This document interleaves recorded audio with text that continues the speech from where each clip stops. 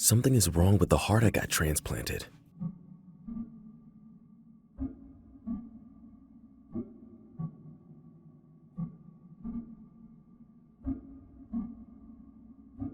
It's a hard thing coming to terms with the fact that you're dying.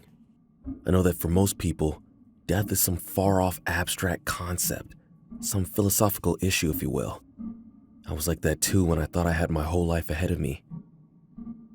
I imagined that, when my time came, I'd be more than ready to leave this whole place behind me. The funny thing about death, however, is that you won't really know how you feel about it until you come face to face with it. My moment of enlightenment came when I was 32. I felt a sharp pain in my chest, and before I knew it, I was lying on the office floor staring at the ceiling and the terrified faces of my colleagues all huddling over me. When I woke up in the hospital, the doctors told me I had an advanced form of coronary disease and that I need a heart transplant in order to live. It was then that I knew I'd give anything to stay alive. The only important thing in my life became waiting for a donor to pop up. However, as you may know, suitable donors are hard to come by, and waiting lists can be endless. To me, the idea of a successful transplant started feeling like how religious people talk about rapture, some far-off incredible event that could solve all your problems and bring you eternal bliss, if only you could live to see it. That is, until I got a suspicious message on one of my social media accounts. The sender, who claimed to be reaching out to me because he saw one of my posts on a Facebook support group, was offering to perform a transplant on me in their private clinic, and he could do it as early as next week. Now, I know how shady this sounds, but keep in mind that I was extremely desperate. Also, I was already dying, so it's not like I had that much to lose either. The clinic did not look like a clinic at all. It wasn't some run-down abandoned building or anything creepy like that. It was an ordinary 2-story suburban house. There was this air about it though, sterile and inhospitable, like the feeling you get in the waiting room before a dreaded appointment. The man who greeted me outside the building was no doctor either. He was short and squat, and his face was barely visible because of the unkempt white beard that covered it. He looked me up and down with an uncertain look on his face before saying hello. His doubts seemed to go away when he put his hand on my chest. He gave a wide, yellow-toothed grin, and in the raspiest, most gravelly voice I've ever heard, said, "The doctor will see you now." The inside of the clinic was not much different from the exterior. White tiles everywhere, blinking fluorescent lights, and the feeling of unnatural sterility. The man took me to a room at the end of one poorly lit hallway and said this was where my doctor was waiting. It had a door with metal bars in front of the regular one, which I found a little weird. After unlocking both, the man swung the door open, revealing a pitch-black room which he instructed me to enter. This is when I thought I would surely get murdered, but I knew I was too weak to try to fight or run away, so I did as I was told. I was surprised when the man did not enter after me, but all my relief vanished after I heard the door get locked behind me. It was then that I saw them, 2 dark orange pinpricks of light in the corner of the ceiling. I thought my heart was going to give out there and then. Frantically, I scrambled for the door, pulling on the handle as hard as I could, cold sweat pouring from every pore in my skin. But try as I might, I couldn't make it budge. I fell to my knees on the cold floor, shivering and crying in fear. The 2 lights were slowly coming closer to me, so I backed away until my back hit the wall. When the lights were right in front of my face, they sort of tilted to the side, as if they were studying me. Then, after they resumed their previous position, I felt a burst of agony in my chest. I can feel my skin splitting open and my ribs cracking as I felt something plunge into my chest. Warm blood was pouring down my shirt as I slipped to the side. To this day, I believe I was dead for a couple of seconds there, What brought me back to life was the sensation of a second reaching into my chest.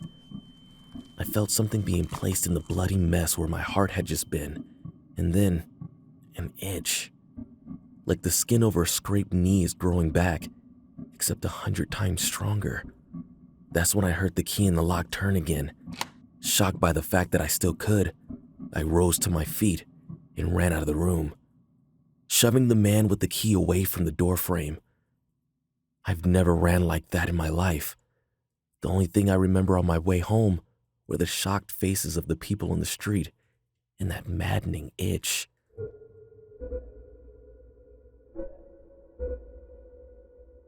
I got a good look at myself in the mirror when I was safe at my house. I looked a mess, and I was covered in blood, but there was no sign of a wound, other than the skin on the left of my chest being slightly discolored. It was like nothing had happened. I thought about going to the hospital, but I had no idea how to even describe what had happened to me. Besides, I felt good, better than I had in ages. No fatigue, no shortness of breath. It was amazing. However, I noticed a few things happening to my body over the next few weeks. I started craving red meat a lot, even though I had never liked it before. The discolored patch of skin grew, and I could sometimes feel a slight tug where my heart is. When I laid down to go to bed, I can hear that my heartbeat was off, way quicker and different than the usual rhythm. It sounded almost like the breathing of a sleeping person.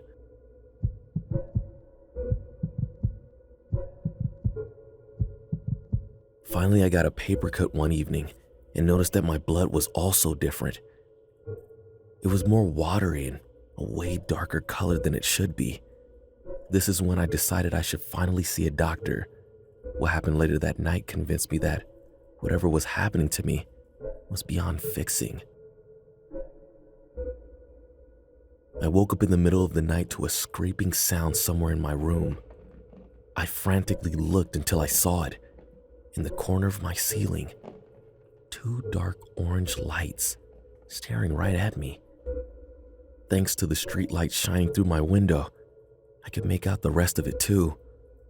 Though God, do I wish that the light was out that evening. The face was human-shaped, though it had no mouth or nose. Its skin was pitch black, like a shadow, and smooth leathery like a snake. It had 4 long limbs, each much longer than its shriveled torso, and ending with a large hand with spindly long fingers. It was hanging there, sticking to the wall and ceilings like a spider. I couldn't move.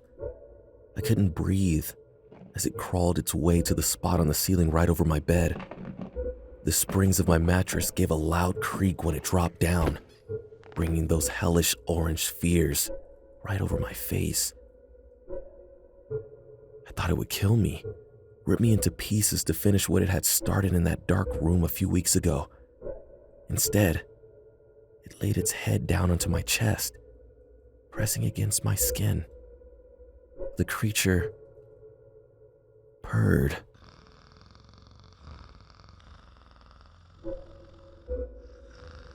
The sound of unmistakable affection and satisfaction. It then reached for the window, opened it, and slithered out into the night. I haven't slept the last few days. I keep thinking I'll wake up and see it again, standing there, watching me.